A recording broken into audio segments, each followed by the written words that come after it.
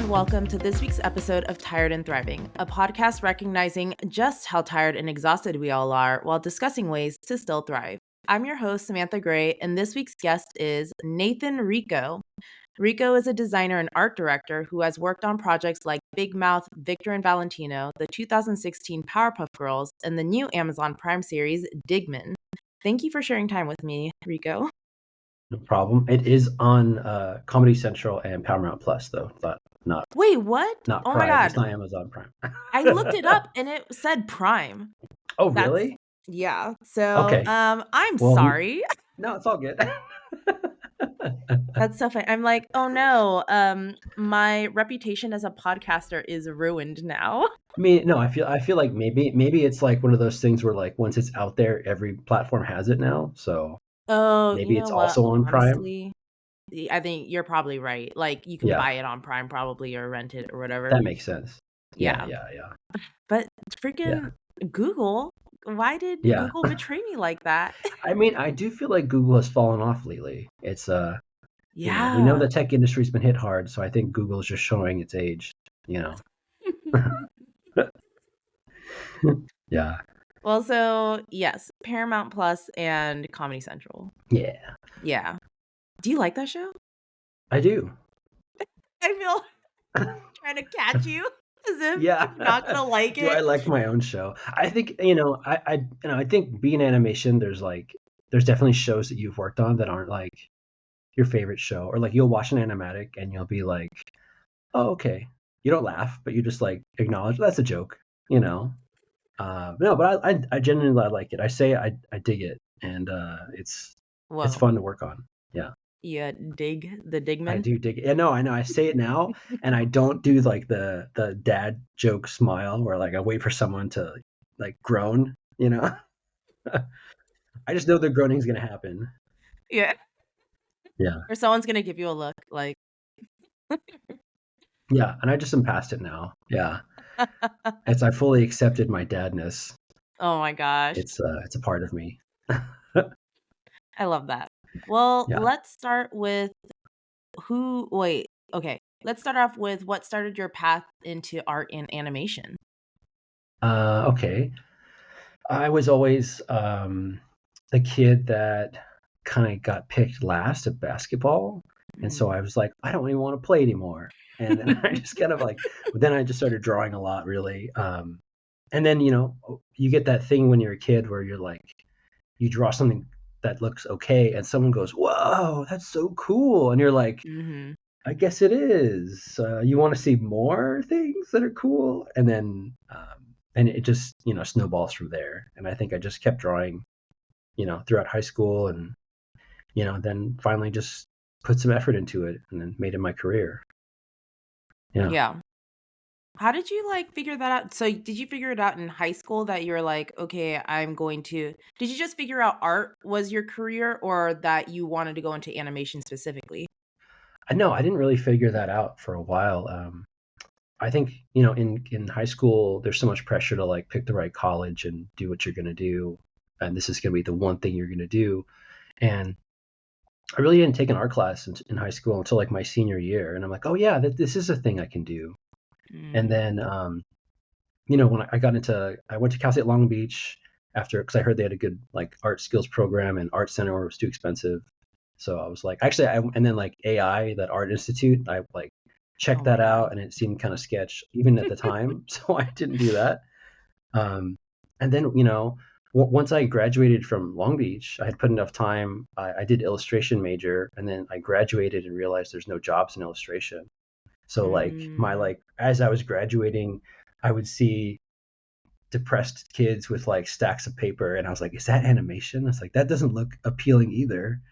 But because I think I had stayed away. But then the more I hung out with animation people, it was too late to change my major, and they had just started teaching at the time, or they had just made the major. So then I started like hanging out, doing stuff after school, because I had painting and drawing skills that I was using for illustration. I tried to use that for animation, and then just once I got out, really, it was just like a lot of grinding. And I went to like Concept Design Academy on my own time. Oh I would yeah. just try to draw a lot. and just get better, because I could just see that the skill level needed in animation was so high. I didn't expect it to be as high as it was, and I knew I was lacking, so I tried to just make up what I lacked on my own. Mm. Yeah, Mm-hmm. and then I got the opportunity to intern at Titmouse, and then that was kind of set me on my path, really. Oh, wow, yeah. I feel very similar. That's like very similar to how I got in. It was Oh like yeah, I was going with illustration, didn't consider animation until like my last year. And yeah, then and it was because I was like talking to more animation kids, finally took my first animation class and was like, "Oh shit. This is yeah. this is it." This is kind of cool. I like how this is. This is Yeah, and then I got interesting. that internship at Titmouse as well. But I didn't know Yeah. about CDA and like I didn't get that like how did you hear about CDA? Well, so even I think as I was like graduating in illustration too, there was also a school down the street from Titmouse called the Noman, like Noman School, I remember that, yeah. and they do a lot of stuff like CG. I think they're still around. They still do like CG stuff. They had a weekend. They had workshops over the summers. I don't know if they still do, but where you could like come and see industry people talk about the entertainment industry, and you can kind of go to lectures and stuff. It's like a mini CTN, mini Comic Con type thing. And I would go to that, and I would meet people there that had talked about CDA. And then Mm, I heard about Kevin Chen, who runs it, and he's done this. He's an amazing figure life drawing teacher, like just a badass. And then that was like the first class I took was his class, and then he had set up a school and it was running, and they had. I think the big allure for me was that they had professionals that were currently working teaching, oh because I was wow. like, I really was like, the more you're in college, you're like, I started looking at the teachers more as like people with experience. And if they weren't in the industry I was going to, then kind of like, why would I take their advice in ways? Yeah. Like there's stuff to be learned, but I kind of wanted to hear it from the closest source I could find.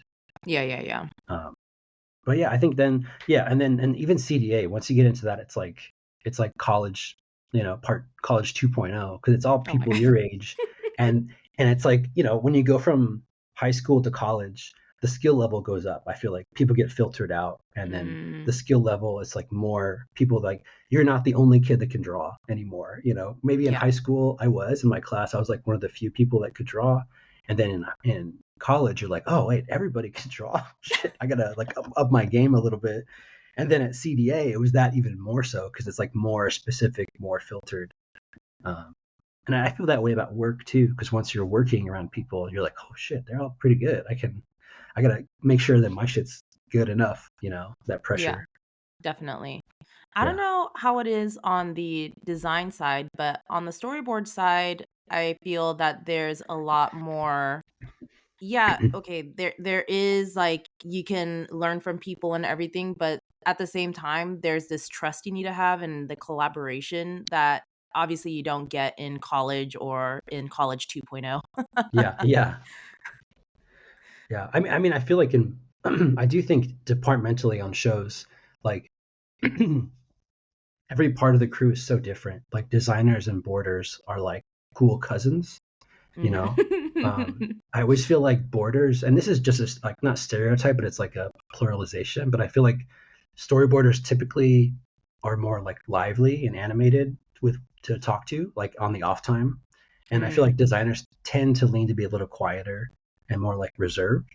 Because like whenever you go to lunch, if you're like, oh, the tables sitting next to each other, the loud tables always like the boarders, because they're always having fun, like hanging out. You always like look at the table and like want to be the cool kid.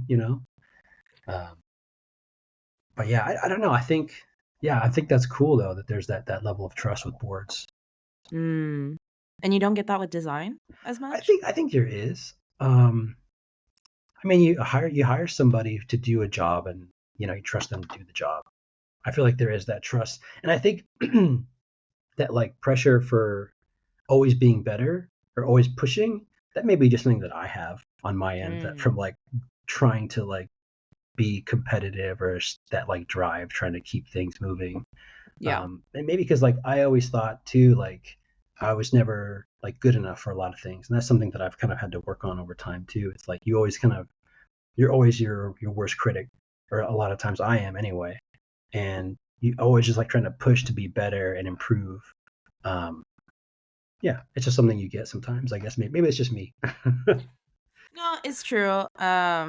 I, you know, I do come up to that a lot of like, oh, this person is able to really do this really well for like boards, action boards or, um, and yeah, I've learned a lot, and especially through directing and, you know, having to see people who are really talented just under your guidance in a sense, or like under your direction as a director, Yeah, you know. directing people.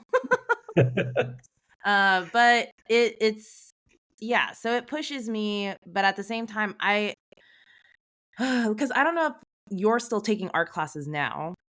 I try to. It's been tough, like especially with having Kai. Mm, My son's like almost a year now, or no, he's a little over a year. And I think I was taking classes up until he was born, and then I think once he was born, I'm like, I can't. There's no time for yeah, anything. And there have been times where like I've paid for a class, and then I just never go because I have too much time or work's too crazy, and then it's like I feel like about art classes, I feel the same way about like synthesizers because I like to play with synthesizers. I'm not really a nice. musician, but it got to a point where I was buying like a new toy, a new synthesizer, and I hadn't even mastered the old one or figured out the old one enough. I was buying it Mm, in order to like it's kind of like the what's like the hunt is always like better than the actualization. Like you always want this thing, and then once you get it, it's not what you thought it was. You're chasing, you're chasing something. yeah, And yeah, I think for art classes, I got to that point too, where I was like, man, those skills are really cool, and I don't have the time to put into it to really get those. So I should just hold back, wait till I have more time, and then maybe I can like follow back up. yeah, for sure. And for everyone listening, I'm sure when we talk about Rico's like socials and everything and you get to see his work, you're gonna see he's a really amazing artist. Like, so Thanks, I Sam. know we're our own worst critics, but Yeah, I'm just like, are you sure? Are you sure you're not like, caught up or as good as you think, man, I feel like that's something that like I feel like social media has that like negative effect on people a lot where I'll still keep scrolling and being like, man, I suck. Like reading and seeing all Oh these awesome man. people, I Mhm. don't feel that way all the time, but I definitely, when you don't like, when you're kind of strapped for time and not able to always produce new work, you kind of get down on yourself a little bit and like, you're like, oh, I should be doing this. I should be doing that. But really like, I do feel like spending time with my son and like family should override all that. So even Yeah. though I do get down, I still look back and I'm like, I'm not wasting my time. I'm never wasting time hanging out with my son or making things, making doing dumb stuff with my son. So Yeah, that's so sweet. That's yeah, like, there's a lot of workaholics that probably, and especially in previous generations, that especially fathers would be like, well, work's more important. Work yeah, like work needs to have my full attention.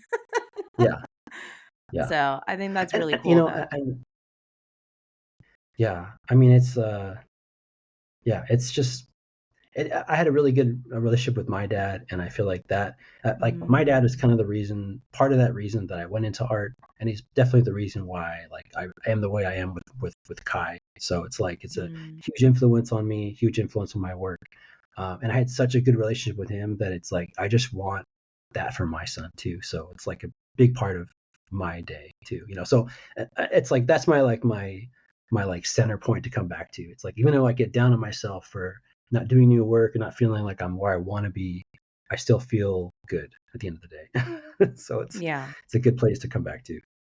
yeah, that's Yeah. beautiful. But it's also interesting too how obviously we don't know about it in our 20s when we're like we have more free time or no relationship or Mhm.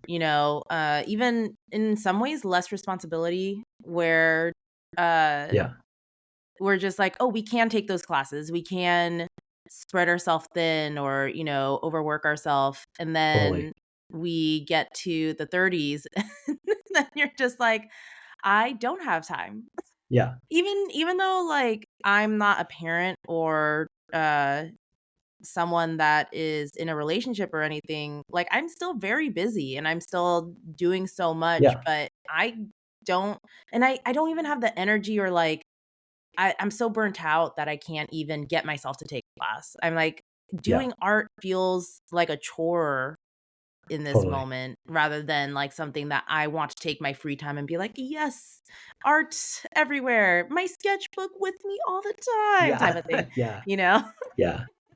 Yeah. I mean, there are those people, and like, all power to them to that whip it out and like they're just sketching and it's kind of like when I see people when I'm driving and I see people like jogging down the street, I'm like, fuck, man, I should be exercising more. Like, it's like you see people, but that's that thing that you always compare yourself to other people. Sure, we're always looking for some reason to kind of Mm, get down on ourselves. yeah. Um, but there's good things about there's good things we do too, and I know that like burnout is not like a fun topic, for anybody because it's so real and it's such a big part of it. And it's like I do feel like it's tied to the fact that we chose to make something we like our job, you Mm-hmm. know, and that thing that did good stuff for you in the past doesn't always do that for you anymore. So Yeah. in a way it's bad, but also another way it makes you find other things. It makes you be more of just the art kid.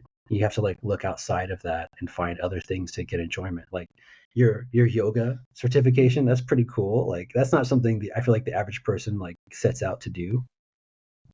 Yeah, and that's been very it's been that thing I needed that is away from art, but at the same time healing.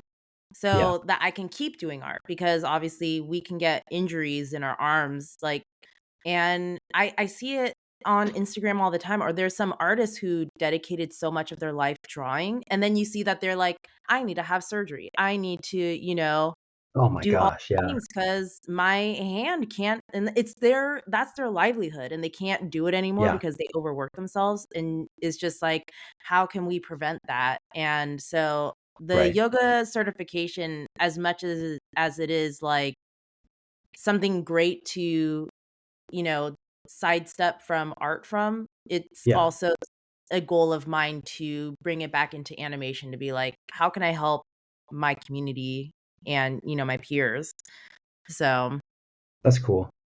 yeah. Yeah, I forget. I think was it Marina who did that back in the day? Like I remember that somebody at Tim House would do like early morning yoga. Maybe Marina would just go do it. But I remember somebody teaching like doing that once in a while and I was like, "Holy crap, that's pretty cool." I remember, like, I think Jamie Vickers at some point did. That's right. Yeah, Jamie. Jamie's like been a huge yoga dude forever. Yeah. And Jamie had such a I should reach out to him even though he doesn't, like, know me. I just know him through all everyone who's been friends with him and, like Yeah, yeah.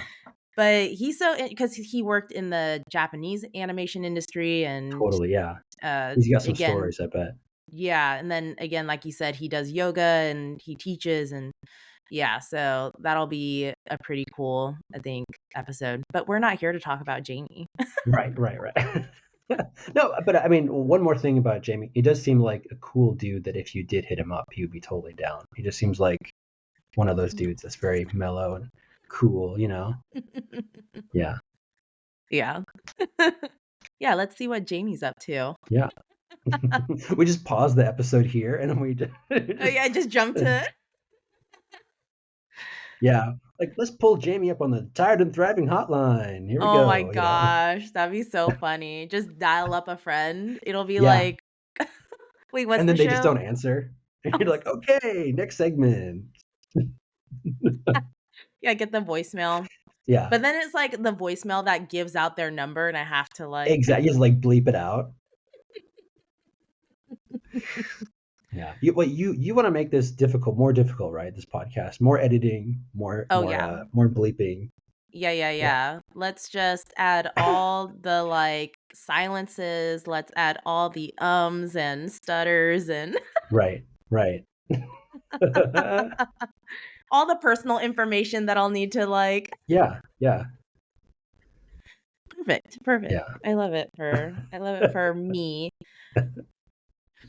Well, you're my first art director I've interviewed. Can you tell the audience what you do as an art director?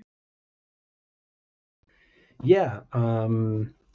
Basically, I talk to the executive producers and our directors and board teams and stuff like that, and I help with the help of a team of designers to kind of achieve the visual look and basically all of the any of the visual designs on the show, whether it comes to background layout, background paint, character, props, effects, color design, all the pretty stuff and colors basically have to go through me and the approval of our directors and our animation director, Mike Mayfield, and our executive producers, Neil Campbell and Andy Sandberg.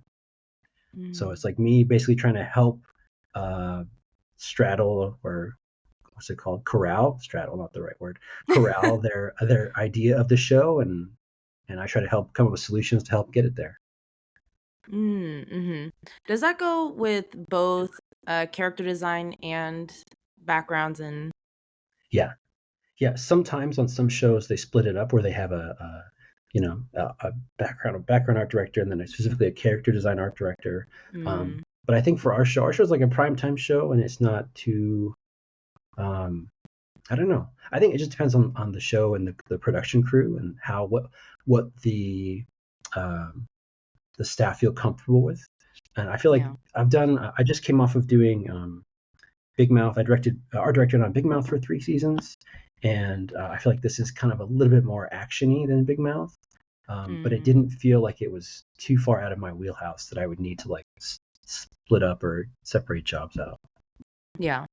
Yeah. Is it pretty daunting when you have to change, or is it a nice challenge going from show to show, being like, okay, this is how I'm going to art direct on this, and then this is, a completely different art style you get to change to? Right. I mean, that was my whole reason for leaving Big Mouth. I was very happy on Mm, Big Mouth and great staff, great crew, great creators. All that stuff was great. But I was taking over for Otto Tang, another awesome art director, mm-hmm. and I was kind of filling in his shoes. And then after a couple of years, I feel like I kind of had figured out how things work and we were doing really well. And then opportunity came up, and I had never art directed a show from scratch, and I wanted to kind of prove to myself that I could. I thought that I could, and then just kind of make sure, just kind of, you know, connect the dots. So we did. I jumped ship, and it was a little daunting at first, just not having those, you know, parts of the map filled out.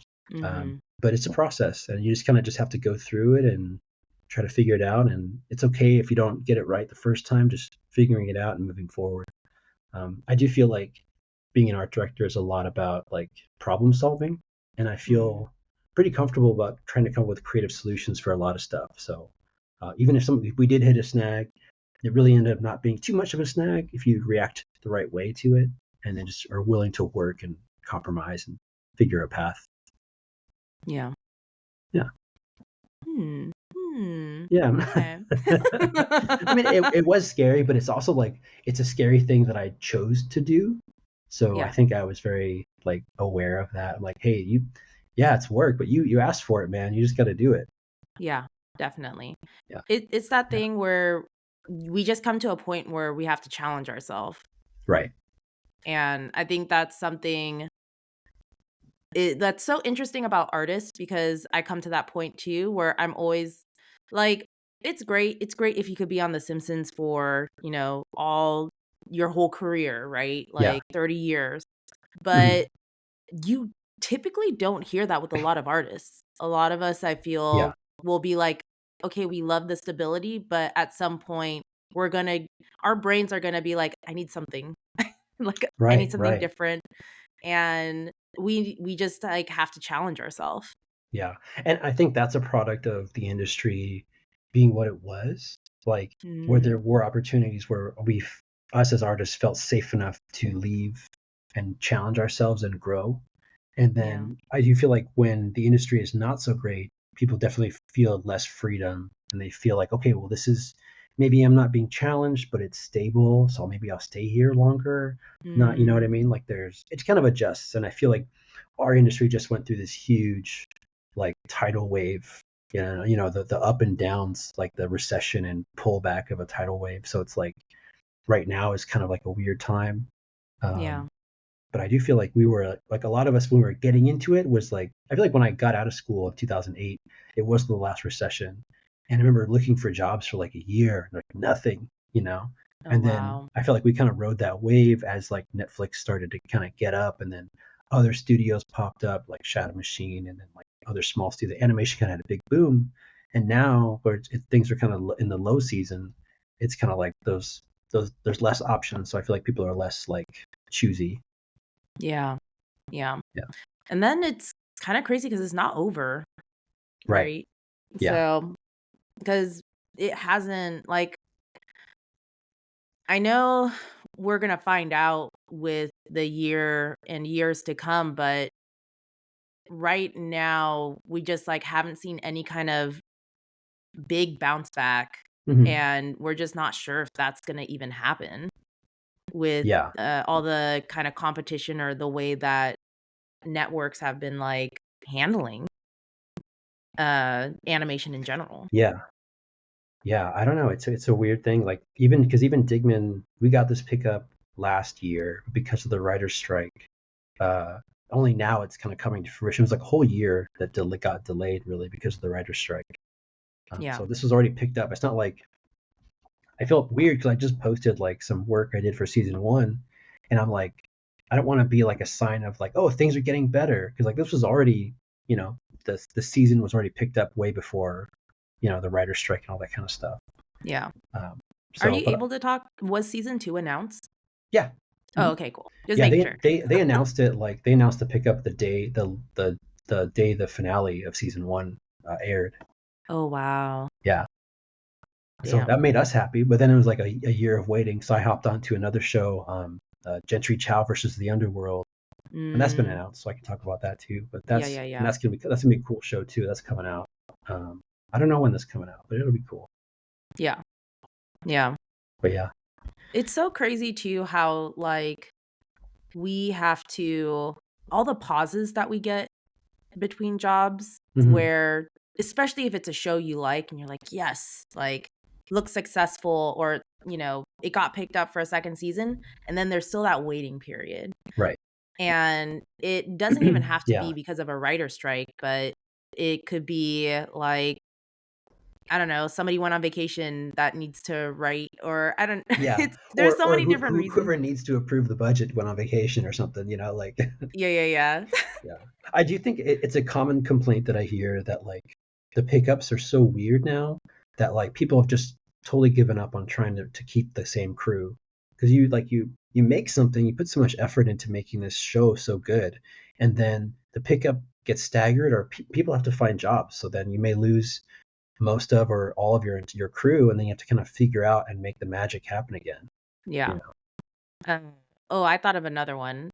They also do that thing where they wait until the whole project has been released. So that's Yeah. when everybody's already gone and has to Right. like find new work. And then they're like, "Okay, a new season." And you're like, "Oh, okay. Well, Yeah. Yeah. would have It's been tough. great if you just approved it earlier so we could Yeah. get started on Yeah. it." But I okay. think because of like all the streaming wars and stuff like that, people are so like people are very like careful about how approving budgets and spending money on cartoons and shows, just because Mm, I think it's been expensive for companies. But I don't know. It's like we're all like speculating on how they think because it's not very transparent how things are kind of figured out or chosen.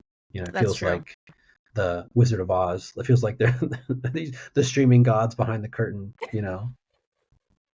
Yeah, honestly. Yeah, and we just And hope that they're we don't know what's going on behind the curtains. Like you said, we're yeah, only speculating, so yeah, but I like to think that they're just mean. yeah, yeah. I mean, because it messes with your livelihood. You want Yeah, to do the thing you're good at and get paid to do the thing you're good at, and you want to be able to live, in a not so affordable California. Like it's tough sometimes. yeah, for sure. Well, what can you tell us about art directing that makes you tired, though? Oh, um, yeah, I mean a lot of it. I think um, you know, when I was an artist or like purely an artist, on some shows you'd be on, you could like complain about maybe production, you know, hammer like yelling at you for this thing or wanting this file now, and you're like, oh, why can't they just chill? Or asking you questions and trying to talk to you. And then now switching over to production, I'm like, yeah, they got to ask you. It's like Mm, all those people that I complained about before. I'm like, yeah, totally behind them. Like, there's a lot of reasons for stuff, for reasons for doing what they do. And I don't think, every production has like amazing, stellar production people. But I feel like I've been around. I've had a lot of really good experience with all my production teams and crews. So, but I've heard horror stories about other crews and stuff like that. So this like us versus them, it's the same team, and I feel like it's a disservice if the artist and the production team can't come together and really feel like a team, yeah, you know. So that definitely. makes me basically answering questions all day makes me tired just to answer, but it's part of the gig. I mean, I get tired and I can always complain about anything, but I think it's just um, answering questions and having your day thrown off. Like I remember as an artist, I could like you get a list of what you're supposed to your requirements or what you're supposed to do for the episode, and then you have a due date. You have to try to achieve it, and you show up to meetings and reviews and handle notes. Um, but like every day, and I was telling somebody the other day about this. It's like I'll have a setup for my day. I'll do this from 10 to 11, and then I'll step away from that and do this and do that.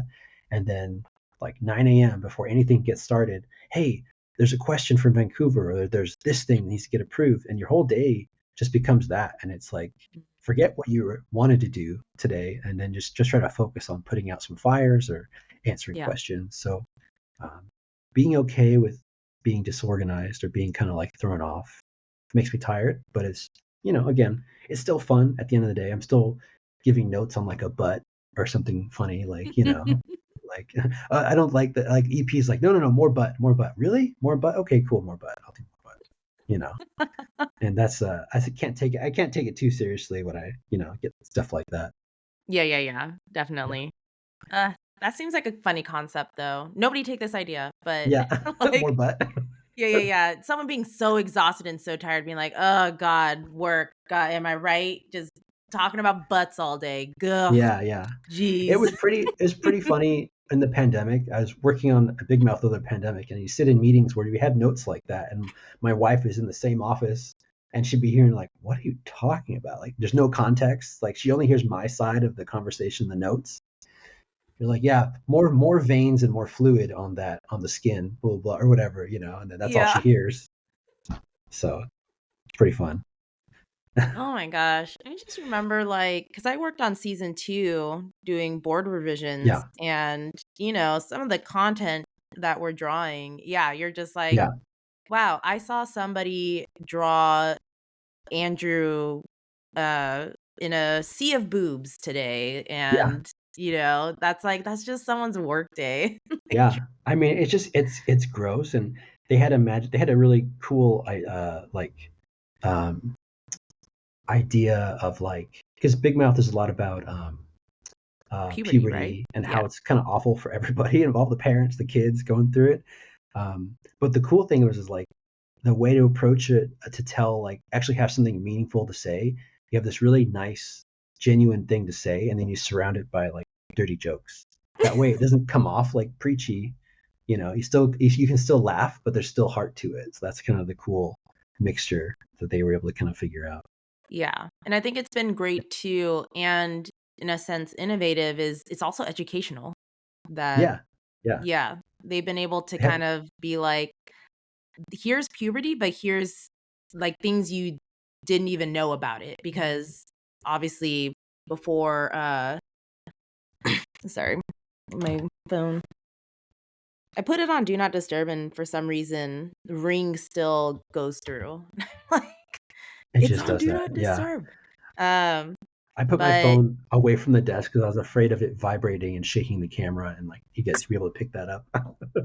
that's a pretty strong phone. It's like I shaking know, the right? Well, I camera. don't know. Maybe it's just a really thin desk. But yeah, like Big Mouth, and they help people with puberty and junk. Yeah, I mean, but well, when I was working on it, they tackle puberty from like all angles. Male, female, and then they have like even they had like a trans character and how it was affecting. They had an actual trans Mm, person to voice the character, and stuff that I was not feel comfortable with my knowledge of it trying to tackle. They had people that were really really advocating like trying to tackle this perspective, and it's pretty cool because I hadn't seen a lot of people trying to do stuff like that at the time. yeah. And it's that thing where you also don't have to ask the questions. You can kind of just watch the content. Because I feel, you know, Right. asking questions to a trans person, being like, "What is your experience like? How was it transitioning?" All this, you can't just go Yeah. ask people that. But to No. have Yeah. someone tackling that subject for you to see, and then to get like, and doing it in a way that's not offensive or from like a straight person's point of view or something. Right. Right. It's from their point of view, and you can actually get a lot of perspective and a lot of insight that you don't need to ask people about. So, Yeah, exactly. And then my job is just to treat it with respect. I feel like they go through a whole level of respect trying to tackle it appropriately, and then I'm just like, how do I keep this wholesome and get right. across, not like try to insert my joke or something on top of it, and Yeah, just try to respect that.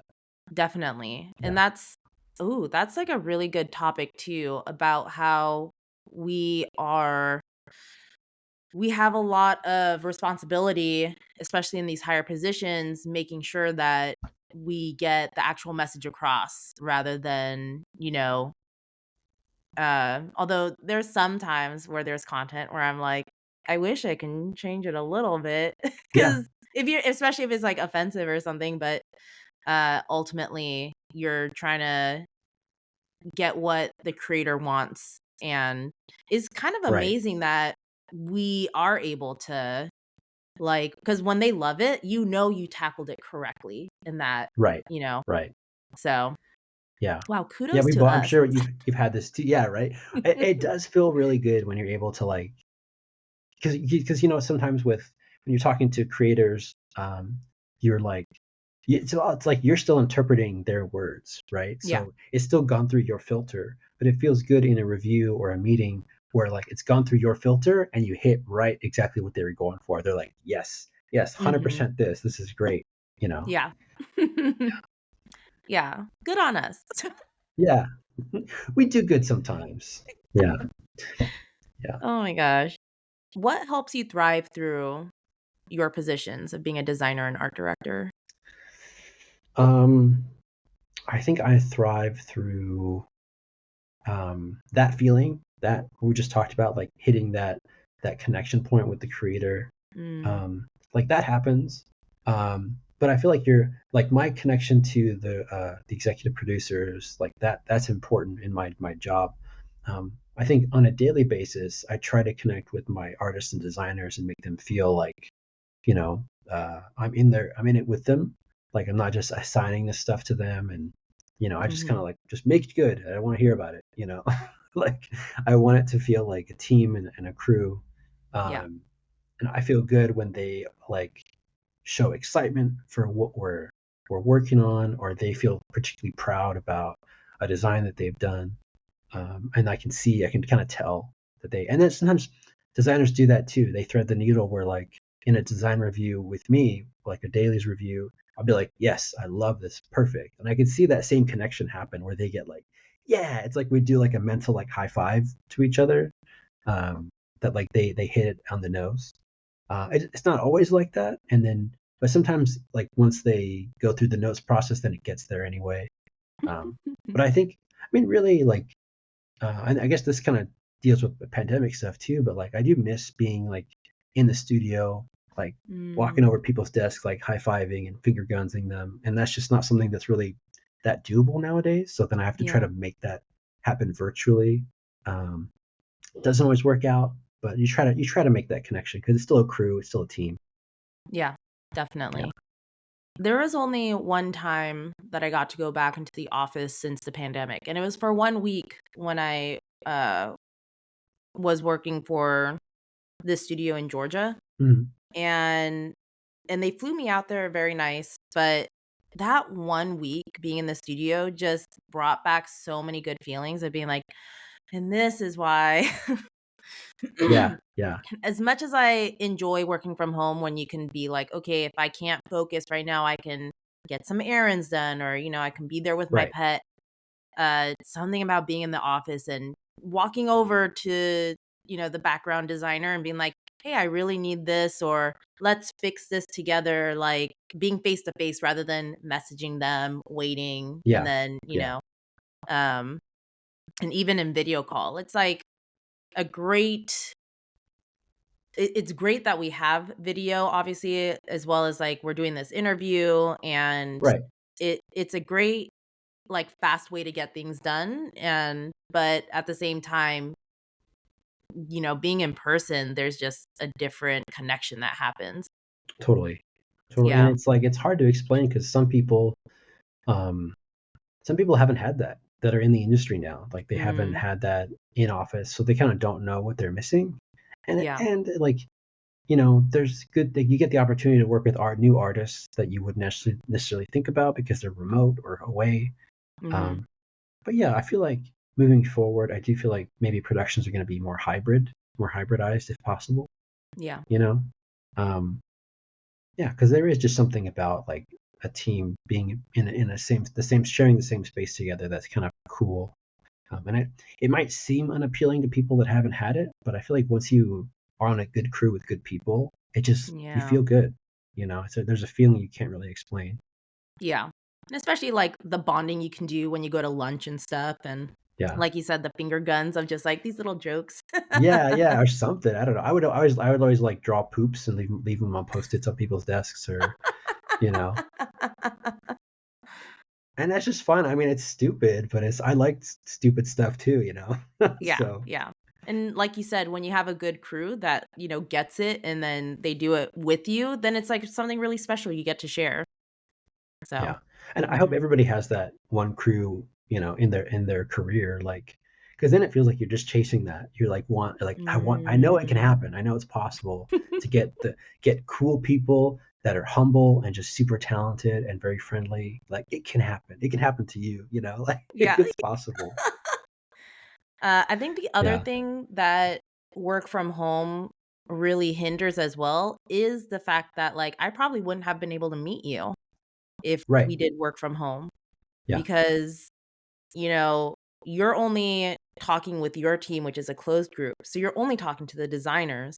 Hmm. And with the storyboards, we're only talking to the storyboards, and the supervising director. Supervising director, I guess, is the only person that gets to do both sides. But even then, it was Yeah. like, if we being in studio, I was able to meet you because I could just walk up. I can talk to everybody, Yeah. right? Like, Yeah. Totally. yeah. Or like let's say you're hanging out with your team and your crew, and I know you, and I just go over and say hi, like, "Hey Sam, how's it going?" And then instantly you're like, "Oh hi, I'm Rico," and I can, then that whole connection happens, and Yeah. just And kind then of it's a like new the networking thing. non-forced, you know, totally. Definitely. Ugh, man. Yeah, I know. Like, Sorry, I'm making. let's just reminiscing about studio Yeah, life. yeah, yeah. No, no. I mean, there's good things. Definitely good things about it. Yeah, yeah. Yeah. I mean, it's like anything. There's good and bad, and Mhm. same with work from home and whatever your preference is, that's great. But yeah, there is just something about in studio Yeah, that you just can't get from work from home. yeah, Yeah. definitely. Well, what has been your favorite production to be on and why? Okay. And I'm like, It's hard choose. because like I know, right? It's like saying like picking a favorite, friend or something. You know what? Um, Let's like skip that question. I don't like that. I wrote it, but I I can don't like it. answer it. I can answer it well. Okay, okay. I do think it's kind of like as you get older, you make different new friends, and every like the friends you made younger aren't necessarily bad or worse friends than friends you make now. I just think at different points in your life, certain people are very special. I feel like my first big crew that I was on, like it was like a huge production, was Turbo. well, at Titmouse, and like those people on that crew were like I felt like they pushed me creatively and like socially, and just they were all the things that I really were looking up to. It wasn't my first job, and I met like Sakari, Martine, and all those other all those other people on the other on Professor Brothers or China, Illinois, and that was an Yeah. awesome, cool experience. I wouldn't say that that's a worse show or a worse crew, but like I felt like the Turbo crew were like I felt like I really had to up my game, but I felt like I was like on the low, because going back to me not feeling good enough. I felt like I was definitely the low on the low bar of like the design team, but nobody there made me feel that way. I kind of realized there that it was just me feeling that way because everybody Mm. there was just so cool about doing their work and they were so talented, but they weren't assholes. And I was like, why are you so cool? Maybe you're just faking it. And if they did, they faked it for like a whole season because they were all just so nice and cool. And a bunch of them are now art directors that I'm friends with. And so they also inspired me to push myself more as well. Like Mm. Kang, Joseph, Howard, Mark, Tahid, Arthur. They're all super awesome, talented people. And Bobby, everybody on that crew was awesome. Yeah. So that's probably, and then we would all go for like coffee breaks and like hang out and talk and stupid jokes forever. Like that was just, um, but after that, there were other crews like, on Big Mouth, that's my first time art directing. So I had a special, like, kind of like feeling towards that crew and they were great. And then now on Digman, I feel like I'm able to start fresh and start new. And, they're my production team is awesome. Uh, Everybody's so cool that it's a different time in my life. So it's like different types of friends, Yeah. you know? Yeah, for sure. So yeah, I guess I can't really pick a favorite, but just that each one means something special to you at different times. Aw, that's nice. Yeah. Oh, See, that was a good that's my answer. PC way of not answering, not picking a favorite. you know? Love it. Well, Yeah. is there anything you do from time to time to treat yourself for reaching a deadline or something similar? Man. Yeah. I mean, I play video games and I treat myself. Man, I think just that and like I have like two hobbies really. I mean, I play video games to kind of like chill out and not do anything. And Mhm. then I also like over the pandemic, I picked up the hobby of like plants. My wife Oh, started selling like indoor plants over the pandemic, and I picked it. I like plants. My grandfather was a big gardener too, and so I've always kind of liked plants. And I picked up cactus or cacti over the pandemic, and that's been nice. a big thing for me. So you can't miss my apartment. It's like covered in cactus outside, all different weird kinds of cool cactus. Yeah, That's so that's been awesome. my weird thing. Yeah. Oh, that's cool. Uh, yeah, what kind of like is that something where you really looked into cacti and then chose your favorites to choose, or was it something where you like went to the nurseries and kind of was like, "Oh, this one's cool," or So it was a weird mix because really over the pandemic, I was like, man, I've heard that like peyote is really cool, and that's a cactus. And I'm like, oh, mm, okay, cool. So I had heard about peyote being it's like a psychedelic, right? yeah. Um, and I was like, I think over the pandemic, I was just looking for something weird to get into, and uh, I started getting into it, and then I realized like there's like a whole community of people that are into cactus that are like a weird cross of gardener and like stoner. And Mm, I just really like found some cool people that did never met them. They were all online. And then like through the whole thing, I had this stupid idea about, oh, hope you like look up psychedelics. And then through that, I never ended up doing any psychedelics. I just ended up liking the cactus so much. I was like, these are so cool. And then I just nerded out. And then I just kind of went crazy with it. And we would do weekend trips. We'd like wear masks and like go to different nurseries around and like just pick out little cactuses here and there. And I'd buy, and there's a whole, I mean, we can talk about hard cactus forever, but got into like, there's a thing in cactus called like grafting. So if you find a oh small yeah. cactus, you can cut off the bottom of it and put it, it's called a scion, and attach it to another cactus. And then it uses the base cactus as like an engine and it grows the kind you want faster. So it's like a Whoa. whole thing. Oh my gosh. I Because knew, cactus are really slow growing. yeah, Yeah. because I know about grafting with trees, so you can have multiple, Mhm. Similar. yeah. Oh, okay. Yeah. I love that. I'm Yeah. learning so And much. then my brother-in-law really got into plumerias, which is like the Hawaiian flower. Oh, So we were yeah. able to nerd out about just plants in general over the pandemic. That's awesome. Yeah. Is there anything higher you still wanna pursue in your career or Yeah, definitely. I mean, um, I feel like being an art director is great and I love it. Um, but I always want to see like what if I'll still be as fulfilled stepping up higher than I don't know whatever the next step above art director is. When I was at Cartoon Network on Powerpuff, all my friends or a bunch of the board team people were pitching ideas to Cartoon Network and getting ideas picked up, and I saw that process is very rigorous and taxing, just getting a show picked up and Mhm. what uh, creators have to go through. So it was kind of like a reality check moment where like it's not like you get your show picked up and then they just let you kind of go. It's like you Yeah. gotta make a contract, get a lawyer, negotiate, figure it out. Like there's a lot of like not fun stuff to anything you do. It's like like when I was younger, I was like, it'd be cool when I'm older. Maybe I'll like buy like a coffee shop and like run a coffee shop, and that'd be Oh my pretty gosh. cool. And then I was talking to somebody, and I told them my idea, and they're like, you gotta like hire people, train them, trust them with money, security, bias, all the reality check things that you have to go through in order to get a coffee shop. And I'm like, not as fun as I thought. Maybe not. Um, so like I do want to advance in my career, and I feel like I've seen people go through things that have kind of given me pause to like jump head first Mhm. into like being a creative or like being more of a creator role. But I'm definitely still interested and want to do that Yeah. down the line.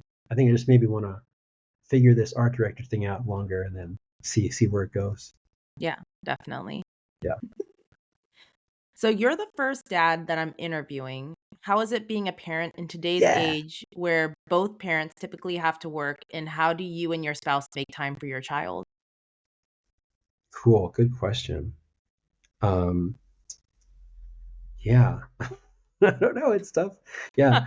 Uh, my wife is also working. Yeah, she's a full time interior architect, interior designer, Oh, wow. and she's awesome at it. But it has it can have long hours just like our job does too. Mhm. So it's kind of like we have to try to find a balance together where we make room for Kai and Kion and all this like you know picking up from daycare, dropping off at daycare, and food, all the other baby stuff.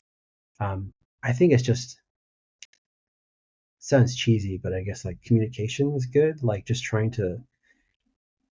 I mean, maybe I just got lucky. My wife is so cool and awesome that we're like on the same page most of the time with everything. So it's not a huge ask. We're like, okay, you got to do this thing. Okay, cool. Well, I got to do this thing. We'll figure it out. Make it going. And Yeah. I feel like just finding that balance through talking and being cool. Like I think we were married for like 5 years before we started trying having kids. So Mm. we had time together to kind of feel solid and like pretty Mhm. secure and happy together. And I feel like if we didn't have that and we tried to have a baby, it would just put stress on the relationship. Yeah. But I feel like we did a lot of enjoying time with each other. And then we're like, okay, let's do this baby thing and figure it out. Yeah. And yeah, and it's tough. To everybody, there's no one way to have a baby. It's like Mhm. it's different for everybody, and even as they grow up, they're so different. Like every Mm. one to one is not a good comparison. Yeah. Um, yeah, I think just making time, finding time, just trying to make it work. I don't know if we've really got it figured out, but we're doing what we can.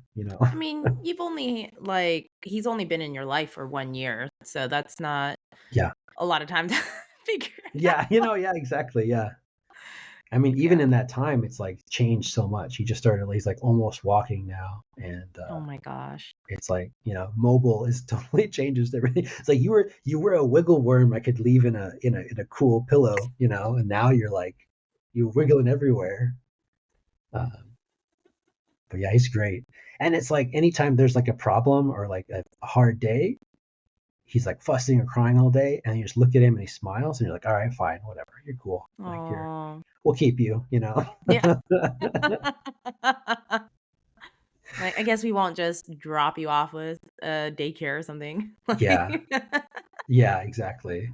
Yeah, yeah. I think you just got to try. It's like anything that going back to like us, stepping into roles where maybe we don't feel like, no, and like they always say the cliche thing, like no one's ever ready for a baby. And I think it's Yeah. true for like a lot of things in life. Like you just have to, if it's a new role you want to step into, just try it, and maybe you're going to mess up, but be okay with messing up, and Mm, it'll get better. mhm. Hopefully. Definitely. Yeah. And it's Yeah. so great that you and your wife have such good communication. So it's not like you're fighting about, oh, who's watching him now or who's taking care of what. So Right. that's very special that you guys are able to work as a team like that. Yeah. I mean, we try. I mean, nobody's perfect, but I think just trying to think of that team aspect. Maybe that's a big theme in my life, is trying to get the team together, like, but like, because it's like, that baby going to sleep and having a good day is a win for both of us. If you look at it Yeah. that way, like, it's a win-win. Yeah, yeah, yeah. Yeah. You're like having the what is it? Or like the The halftime pre-game pep talk. talk. Or Yeah. yeah, yeah. Yeah. We're going to go back there and we're going to kick that baby's butt, He's going to sleep so good. No team. Yeah. Go Like, team. Everybody hands in. Okay. Here we go. okay, so in the vein of funsies, is there a random animal fact you can tell me? I do. I have listened to the show, I have to admit. Um, I was trying to think of something cool for like insects, because I know you guys hadn't had any like, I don't think you had any like insect facts yet. No, I don't think we've had any. So I was thinking of that, and then I remember something cooler. Have you heard of a mantis shrimp before? No. Mantis shrimp. It's not really a shrimp, but it's look kind of like a shrimp. It has these really weird, like cool eyes they look like insect-like, like a mantis, but it's probably closer related to a shrimp. Um, but basically, it has these like two big clubs on its chest that it uses to like attack stuff. So basically, it clubs What? things and then eats them. You gotta watch. There's like videos of it. It's so cool.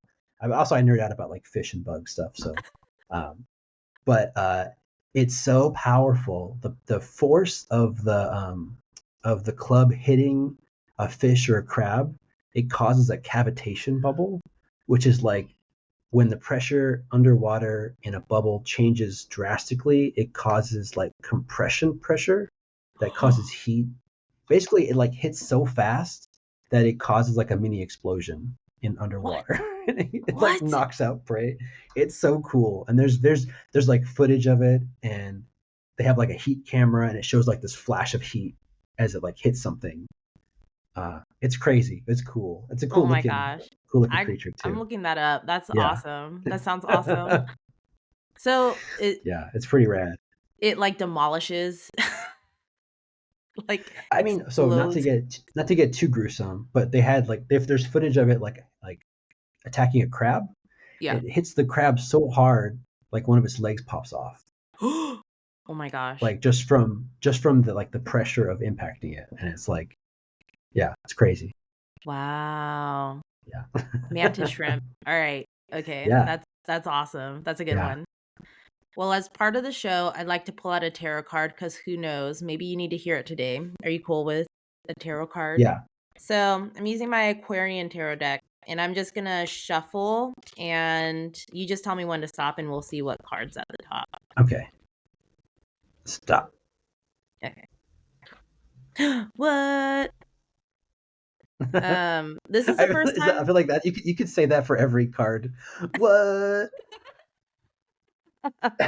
Well, I'm No also way. surprised. I'm surprised because like somebody else just had this card. Oh, really? Yeah, so I'm like, this is the first time that there's been a double Oh, nice. reading King of the of same card. Pentacles. Yeah. Cool. What's up with this cow or this bull behind this dude? This cow looks sus. You know what's funny? The person previously also said the same thing. Was Oh, like, I really? don't like that cow. Dang it! I should have watched that episode then. I mean, the sun on his chest looks crazy. What is up with Oh, that? it's pentacle. So it's Pentacle. like the coin. He's like has it close to his chest. Um so but it's just funny because bull usually means like, they use it in Wall Street. And so Yeah. it's supposed to be a strength, but Hmm. it's just so funny. You guys are Yeah. like, "Mm-mm, I don't like I bull." mean, I am a Taurus though, so I guess the bull maybe works. Oh, maybe. Yeah. But it's definitely saying like, "Oh, you're good with money, you're good with, monetary value stuff. You got it under control." I'm gonna look It's it up. good. Hold It's good to hear. I think that I am. I wouldn't say like I'm like a master with money or anything like that, but I feel I feel okay.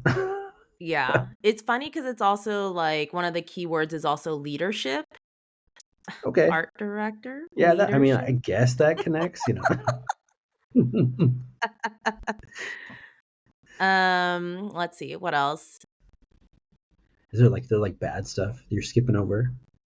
No, it's kind of just like I'm trying to read something that would uh resonate with maybe your situation, or because a Yeah. lot of it's like, okay, if I'm reading out loud, they're Mhm. like, King of Pentacles represents material wealth, financial abundance, and worldly success. This king is a faithful provider. He uses his ambition and confidence. There's like 3 paragraphs of stuff like Oh, this. okay. Yeah. So there's this one sentence. It says, he is also a fatherly figure who provides others with advice, guidance, and wisdom. Ooh. Yeah, that's the goal, I guess. With your dad jokes. I feel like if Yeah. you give advice and guidance, it's like with a joke. Yeah, I It's like do. I silly. mean, I guess also I did skip over like I am teaching too. I'm teaching stuff at Cal State Long What? Beach. I went back and I'm teaching there too. So I guess Oh, I that's was awesome. teaching yesterday, so I did guide yesterday, I guess. You guide impressionable students. Yeah. Oh, so totally. You're like really you are the faithful provider. I hope so. I mean, that's a good thing to aspire to, I guess. Yeah. But okay, I feel really good about this cuz yeah, you're guiding, you're teaching, you're gaining money from it. So that's always nice. True. Yeah. Uh but it also says like you can now enjoy all that you have accomplished. So I think one of the ultimate lessons from this that I'm getting as well is because especially you were like we just talked about in the beginning where I mean, we all do this, but you compare yourself to other artists and you're like, I don't have the time to take Yeah. classes or learn as much. But the card is telling you to more look back on what you've accomplished and just being like realizing that with what you've accomplished and with your skill and talent, you're able to teach it to others, which is such a huge skill as well. So being kind to yourself and just reveling more in your success rather than what you have yet to achieve. Right. Right. So And I think too, like I think because I've done a couple like lectures and talks, about art directing or just to being in the industry. And I think the most common question I get from students or people trying to get in is like they always ask about like imposter syndrome stuff. They always mm, ask about like not feeling good enough, and I'm like, dude, I feel you there, you know. And I don't think like this typical like fake it till you make it is always the most reassuring thing to hear. yeah. Um, but I do feel like if people just and I think definitely I did feel that way a lot, like and like being insecure with my abilities and just trying to just as long as you try, right? Like you try and be okay with failing because that's the only way to move forward. Is like if you fail, you can learn a lot. Yeah. So just being okay with that and trying to, move forward and just try. Yeah. And is like probably the biggest lesson from that too is learning from what you failed through Yeah, and how to definitely. do better next time if Yeah, you continue to like go down that path. Because right. you could fail and then be like, you know what? This was worse than I thought. Like, I don't want to do this anymore. Yeah, But if you're still willing to pick yourself up and keep going, just learning from what happened last time that didn't work to yeah, be able to carry you through into, yeah, getting into the industry. Cause that's really important actually. Cause I feel that's how sometimes I'm like, oh, I'm completely terrified of failure. totally. And imposter syndrome is very real in all of us in the industry. But how many times did we fail trying to get in at all? Yeah, So crazy. Yeah. So many jobs rejected from, like, we could have given up and been like, well, I guess I could just go into something more stable. yeah, Like, yeah. No, totally. I remember yeah. being in college and like everybody's put so much pressure on applying to like DreamWorks, Disney, and Pixar, and then when Mm, none of those places contacted me, it's like, well, what else is there? There's more out there than people think. yeah. Yeah. And then, and then we hear too about not all of the crews at those big companies are amazing. Yeah, yeah, And then we're able to find like really great crews at these, smaller studios that people like mainstream people don't even really know about. But, you totally. know, so Yeah, and I think that it speaks to the opportunities available and also your own attitude. You know, mhm. because I feel like that growth is only possible because you allowed it to happen. You gave yourself a shot. Yeah, definitely. Yeah. Yeah. Wow. Thank you so Yay! much. Yay! Well, thank you so much, Rico, for being here and talking with me. Is there Yeah. anything you want to promote about yourself? And is there somewhere you want people to find you? No, I don't want them to find me. Okay, cool. No, no. I I'm mean, like, I and don't. that's the show. There's so many cool there's so many cool guests that had like a new comic coming out or like something they're promoting that's so cool. But I'm just working. I have an Instagram at Rico Artistico. I'm just working on stuff. I'd like to make a comic or something cool like that in the future, but for now, just trying to do what I can and keep working. Yeah. And whenever you do, come back. Like, it'd be Yeah, great to chat with you again and promote it. yeah. So, I'd love to. It'd be great. It's great talking to you. yeah, it's so great talking to you. Yeah. Well, sadly, we are at the end. Thank you so much for tuning in. If you enjoy this podcast, please follow or subscribe. You can also follow Tired and Thriving on Instagram at Tired and Thriving, all one word. There you can reach out, give feedback, or maybe let me know how you've been uniquely thriving. You can also reach out through email at tiredandthriving@gmail.com. Thank you again, and I hope you all have a thriving week. See you next time.